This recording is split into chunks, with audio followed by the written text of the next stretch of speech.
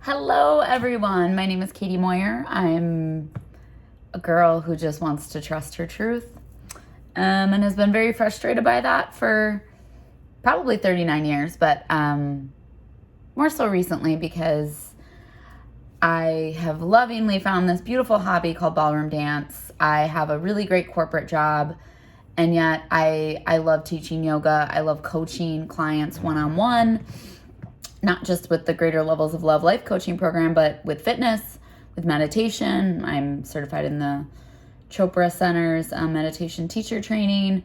I was the headmaster trainer for a fitness company, and I did lots of stuff with it. But if you're new to this channel and you're like, well, I don't really care about all that, I get it.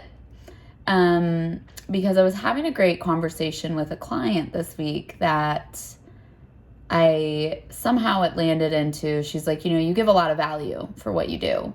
She's like, almost to the point where I feel like it's too much value for what you charge me. And I said, do you mind if I ask more questions about that? She said, sure. And she was like, I pay a lot for something that is half the time and half the follow-up, half the checking in, half all this stuff. And she goes, and I'm fine paying that.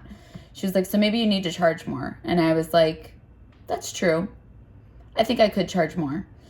And it's so weird because I didn't know this conversation was coming, but I was with her and I said, but I'm scared too.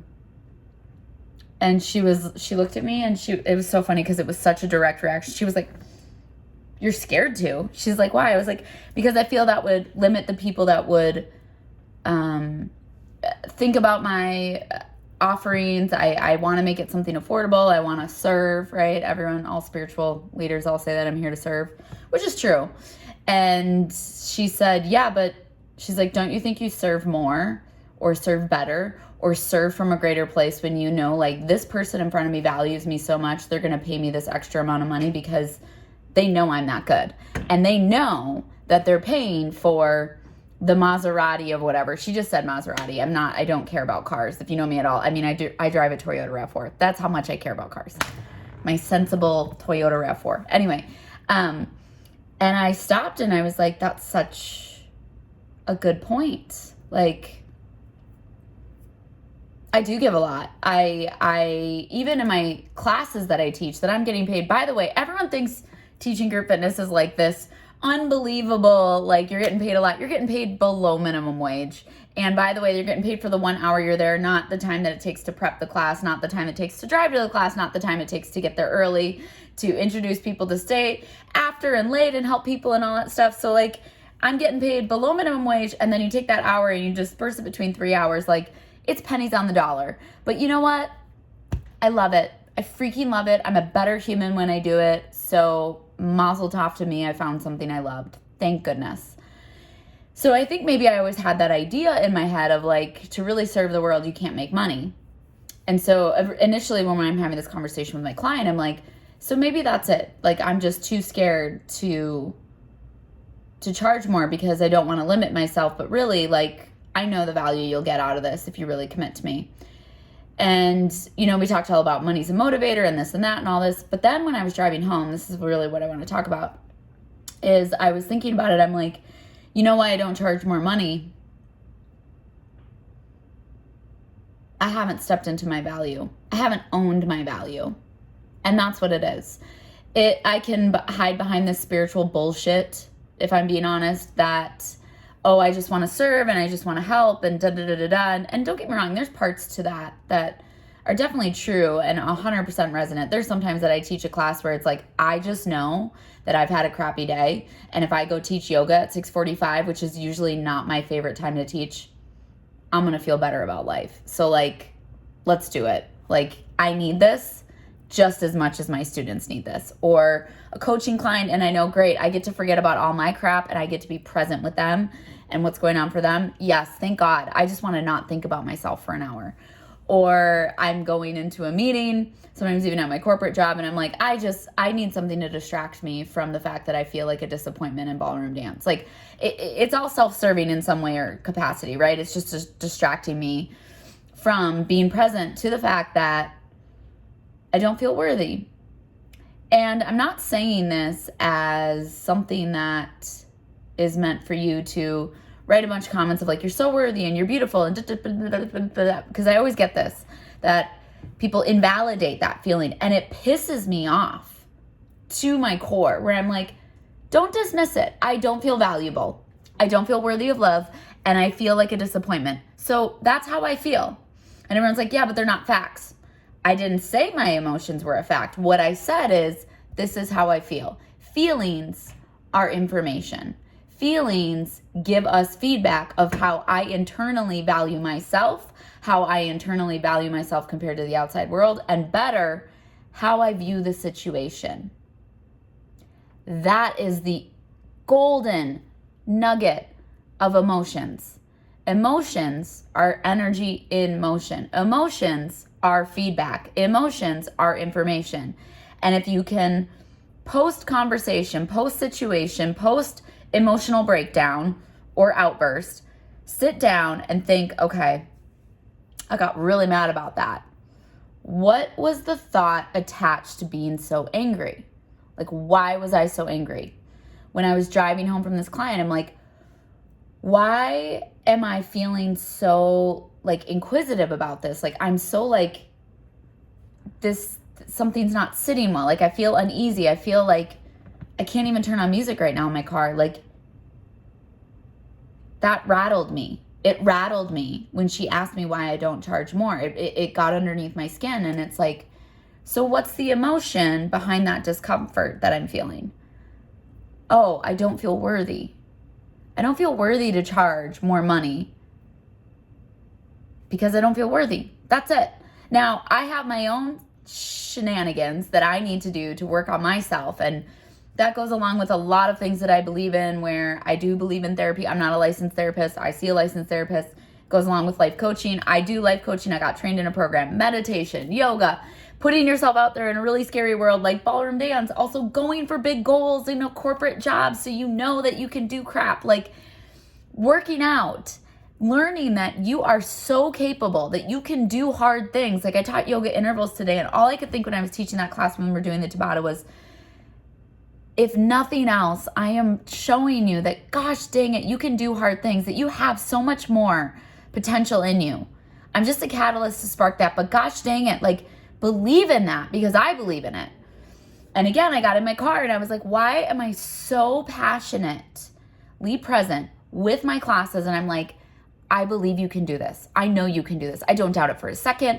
Like, you showed up. All I care is you showed up, because now I'm going to spark this reaction. I'm going to prove you can do hard things. I can prove that you can do a hard Tabata. And if you can do that, where can you have a hard conversation in your life? Where can you have a difficult choice and say, you know what, I'm going to do the hard thing, because if I can do that Tabata, I can do this. Like, why am I so passionate there? And then I get in my car and I'm like, and I'm not passionate about myself, because it's all energy. It's all energy. But why do I believe in other people having the life that they want, their potentiality, their ability to grow, to be more than they can be, to celebrate them beyond anything, even when they do a simple thing like the first push-up on their toes? Like, I celebrate all that because I feel like it's such a microcosm for like, hey, don't miss out on this moment. Do not miss out on this moment. Like, you couldn't do a push-up 2 weeks ago, and you just did your first push-up. Like, let's go. Heck yeah.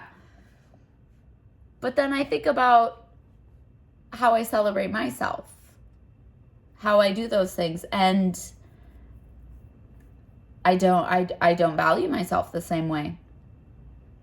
And I think it comes from this deep-seated belief that if you're going to serve in this world, if you're going to do it differently, if I'm not going to be a corporate greedy MFer, well, then it's got to be about the serving, and it's got to be about, oh, I put others before me, and then I'm a better person. Therein lies the rub. Have you ever seen, oh my gosh, it's such a great movie with Denzel Washington and Clive Owen, Inside Man, where, oh my God, by the way, Clive Owen has a great voice, but at the very beginning, he does this big monologue, and then he's like, and there lies the rub. There lies the rub. Right there. The rub is, I believe that we are all capable of being our truest, brightest, fullest expression in this world. I believe that about myself. But I sit here and I say, well, I shouldn't charge more because I'm spiritually this, like I'm a better person. So me teaching helps me. So, it's not okay to get paid for something when you know you're better. You're a better person when you do it. We can go through all that bullshit. But at the end of the day, where the rub lies that I'm trying to talk about is it's me just not owning who I am. It's me deflecting that, I'm a better person if I don't make money. I'm a better person if I'm struggling. I'm a better person if I'm a victim. And that's just not true. That's not true at all. Because my client said it where again, it brought me a lot of discomfort, and it kept thinking. I've written about this, like, for any of you that do follow me. I journal about this shenanigans all the time. I was like, why was it so like abrasive to me? And she didn't mean it abrasive. Again, emotions are just information of how I view the situation. I was like, it was so abrasive when she's like, but don't you think you would serve someone better if you were charging more money and you could be more yourself because you got to take care of yourself? She's like, what? Like, wouldn't you be a better coach? Wouldn't you do more things to serve people? Wouldn't you be more creative if you didn't have to work at your corporate job or do all the little things that you didn't like that distracted you from doing the thing that makes you a better person, that makes you in your truest, highest, brightest expression? She's like, if you got paid more for that and did more of that. And I was like, wow. I was thinking about it in the car. I've been thinking about it all week. I've been writing about it. And I just was like, yep, that's it. And so I don't know if this helps you at all if you're like me. It was a full moon this week too. So like all of our shenanigans just rising to the surface. There's so much astrologically going on as well. And the Sednas of the world, we want to be our truest essence of the Aries full moon. That's coming up. And my truest essence is, actually, you know what? I'm lying to myself. And I'm hiding behind an idea that I'm a better human, right? I'm a superior human if I suffer. I'm a superior human if I'm a victim. I'm a superior human if I have to struggle more than you to get what I want. Whoever said that, I don't know. And it's not like, it doesn't matter who said that. I somehow incorporated that into my being, into my mind, body, spirit, and think, okay, well, I'm at least superior. Well, first of all, no one's superior than anyone. Let's just be honest about that. So I call myself Kathy when I really mess up in life. I'm like, so Kathy, back that truck up. Like, no one's superior to anyone, number one. So we're all one. Doesn't mean I don't have this unique ability to do certain things that other people don't have that unique ability. They have a different unique ability. But the point is like, so there's no superiority. So that's kind of just a dumb facet that I was like chuckling about myself. Like the other day I was on a walk and I'm like, because when I get really mad about something and I journal about it and I can't solve it, guess what? I walk and I think about it and I talk out loud and I pretend, because I put my headphones in like I'm on a phone call. I'm not on a phone call. I'm just talking out loud to myself. But that's when all of a sudden I was like, I remember walking and I stopped and I looked up at the moon and I was like, funny. I'm like, because there is no superiority. I might create my life the way that I need to be my brightest, truest, fullest expression in this world. That's not going to be the same for you. Doesn't make me better or worse than you, right or wrong, good or bad, just like the yoga mat. I talk about it all the time. The yoga mat does not care how you showed up. It cared you show up. Same with us. So first of all, that's just a false premise that I have overall. And then two, what am I doing here struggling because I think I'm a better person? First of all, there's no such thing as better. And then two, I'm just struggling because it's a habit. Because I'm used to it, because it's familiar. Like, that's just dumb. Dumb. However, in order to change something, we, one, have to have awareness in it.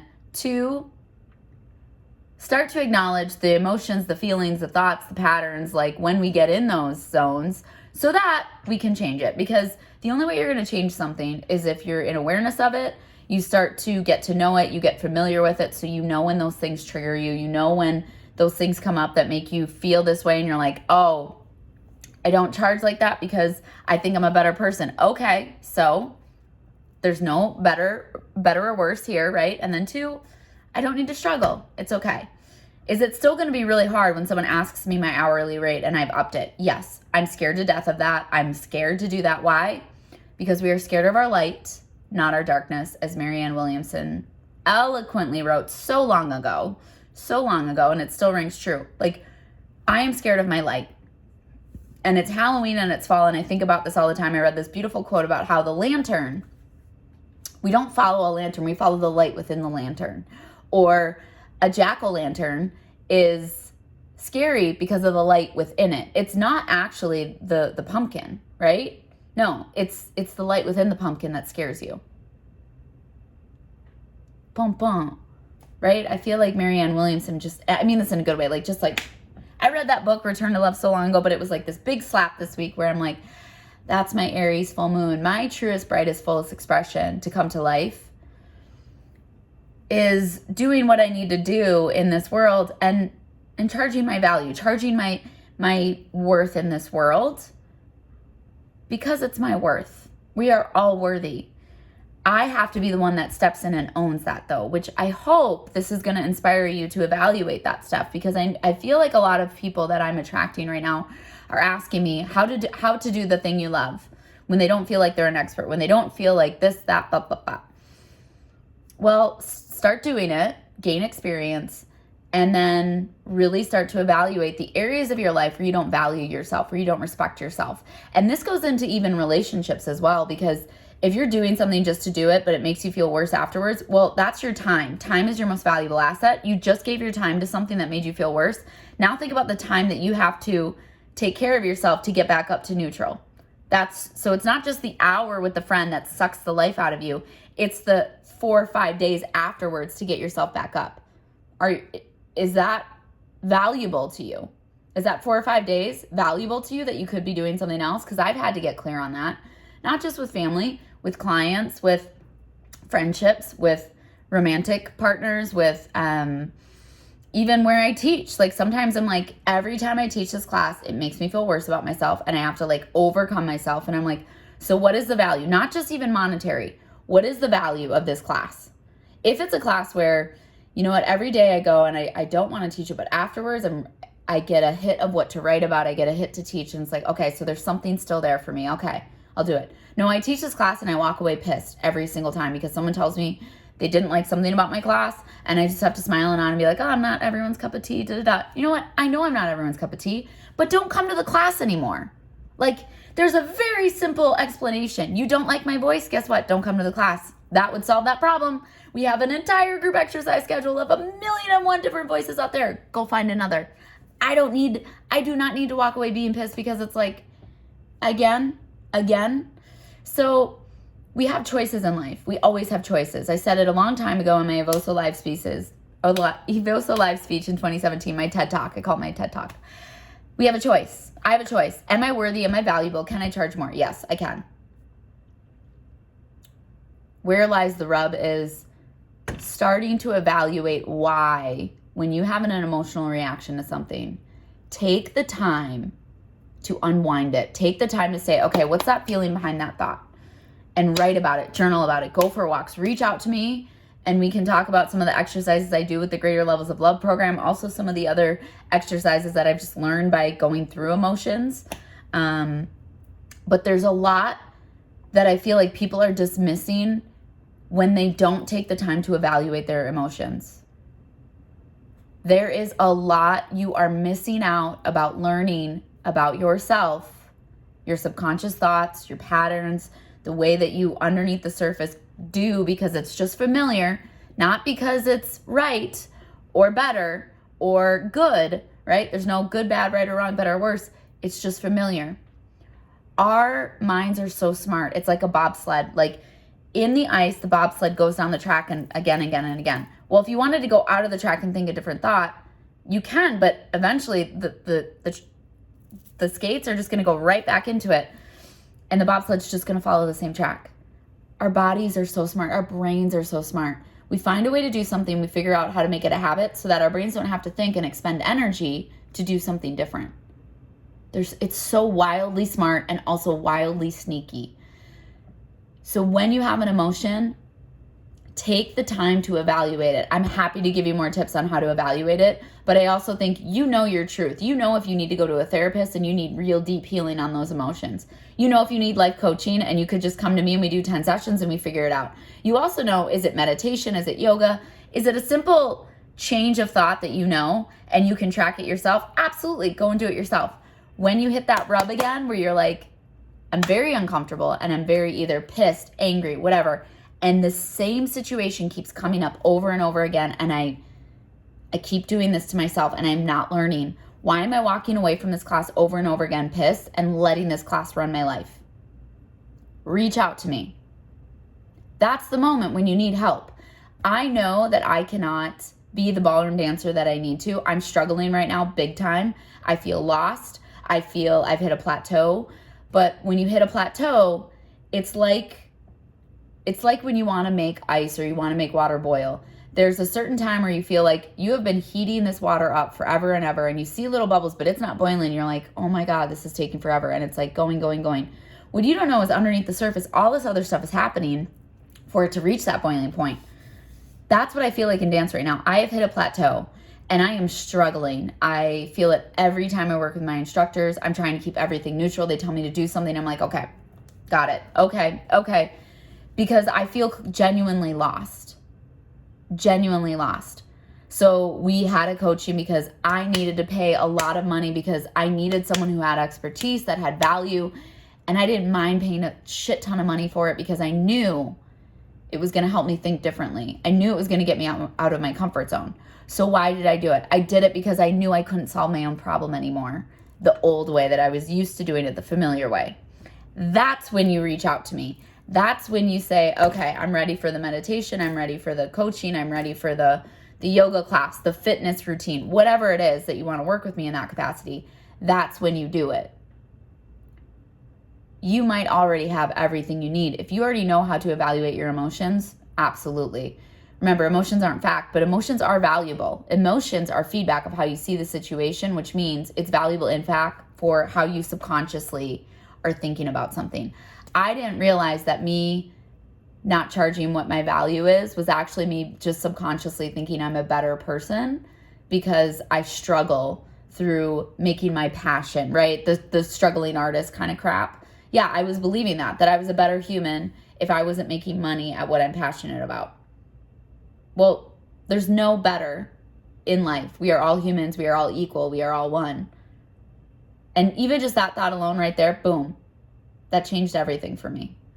But I've been really good at all these skills that I've learned through the life coaching, Greater Levels of Love program, through the meditation that I do, through yoga, through teaching clients, through working with clients, and through learning ballroom dance. Like, it's made me have to really own a lot of stuff about myself because you can't be vulnerable on a dance floor if you're not willing to own who you are. It's just not going to happen.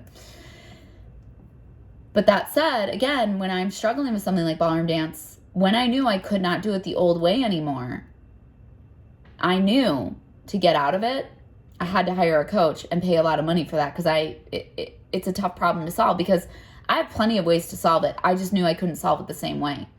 The emotion issue with my client that I was talking about when I got rubbed, so, like, oh, I'm a better person because I charge less. That was like, I know how to do this. I've been doing this for 7 years. Like, Katie, we know better. Let's do this. That kind of discernment, I think, is where and why I started this whole video, is because learning how to discern your truth and what next steps you need, that priceless. Because you can sign up for a workout program, but if you're not going to do it, it doesn't matter. You could work with me and not do any of the exercises I give you and then say my programs don't work. That's easy. Or you could be someone who's ready to rock and roll and you want to work and you want to do every single thing I tell you and it works, and now you're going to say I'm the best trainer ever. You see, it could be the same program, the same things, but if you're not ready for it, if you're not willing to go a different way because you don't see the value in it, it doesn't matter. It doesn't matter. And so I know this is kind of a weird way to get back to what this video is all about. And it's about discernment, to figure out, how do you move forward in life? How do you figure out when your emotions are controlling you and when you can control your emotions? Meaning, I never actually think you have to manage anger. I think you should say that you're angry, own it, recognize it, let it move through you, investigate it, like be in, like I call it the rumble, like be in the rumble that Brene Brown talks about, like be with your emotions. It's getting out of the emotions and changing habits that's when you have to decide, can I do it the same way? Or do I need to hire someone to think differently, to do it differently and hold me accountable to something different? I make those choices all the time.